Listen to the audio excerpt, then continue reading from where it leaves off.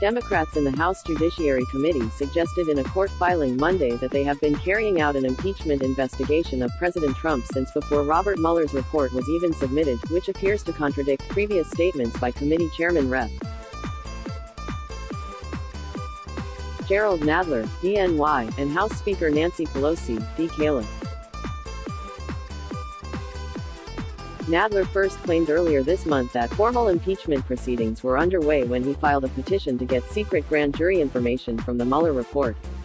But Monday's filing in a separate case looking to compel testimony from former White House counsel Don McGahn suggested that it had already started on March 4, weeks before Mueller sent his report to Attorney General Bill Barr on March 22. Impeachment chaos polls can't agree on whether or not they've launched process to oust Trump. On March 4, 2019, the Judiciary Committee opened an investigation into threats to the rule of law, encompassing alleged obstruction of justice, public corruption and other abuses of power by President Trump, his associates, and members of his administration, the filing says, adding that one critical purpose of the committee's investigation is to determine whether to recommend articles of impeachment against the president. Monday's motion called for a preliminary injunction or summary judgment so that McGahn would have to testify.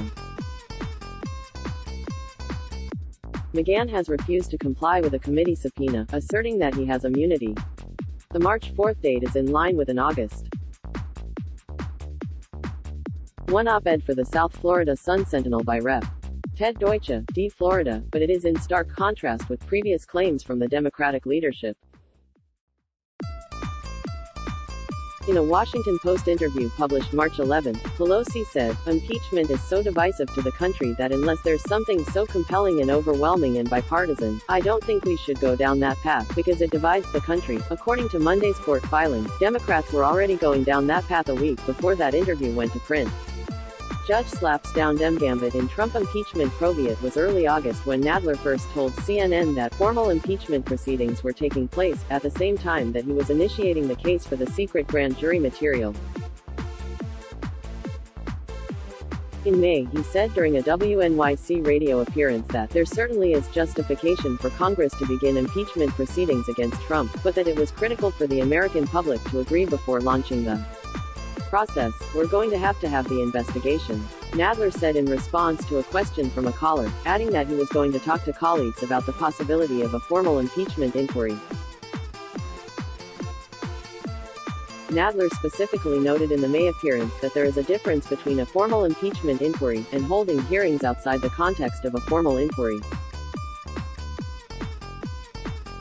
He said that there are functional differences between holding hearings in an official impeachment investigation and doing so without one, including legal powers that we wouldn't have without it. Those legal powers include being able to access secret grand jury information, as impeachment investigations have been deemed to fall under an exception that allows disclosure of grand jury material in the context of judicial proceedings.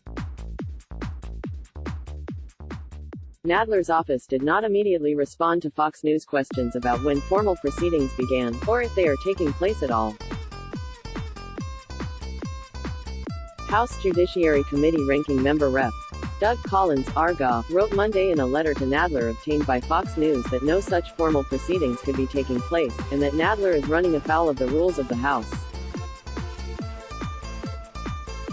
According to the letter, Nadler is already preparing for gaining access to the grand jury material by saying that only members of his committee in the House Intelligence Committee could view it. Collins insists that this goes against protocol. "It is beyond the scope of your authority, absent a vote of the full House, to prohibit other members of the House from reviewing any materials in possession of the committee," Collins wrote, also pointing out that Nadler never received House authorization to conduct a formal impeachment inquiry. "Without these formal steps, the committee cannot possibly be conducting a formal impeachment inquiry, as you claim it is," Collins said. In their Monday court filing, the Democrats claimed that their authority for conducting their investigation is derived from their constitutional powers. Pursuant to its Article 1 powers, the Judiciary Committee is investigating presidential misconduct, the motion says. It Its investigation is critical to its determination whether to recommend articles of impeachment against the president, and will also inform its legislative and oversight functions. Democrats argue that McGahn, in particular, must testify because he is the most important fact witness in the Judiciary Committee's investigation into whether to recommend articles of impeachment against the president. Their motion states that McGahn's statements to the special counsel's office are referenced more than 160 times in Mueller's report, and that he is uniquely situated to answer factual questions critical to the Judiciary Committee's investigation. This was in reference to the report's discussion of how Trump allegedly asked McGahn to have Mueller fired, a request viewed by Democrats as an obstruction of justice. The White House told the committee that the president directed McGahn not to testify, relying on the Office of Legal Counsel's determination that McGahn could not be compelled to testify regarding his time working for the administration.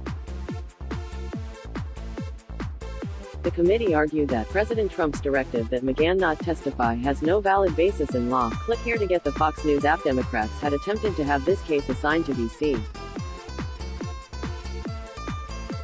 District Court Chief Judge Beryl Howell, who is handling Nadler's petition for the secret grand jury material in the Mueller report.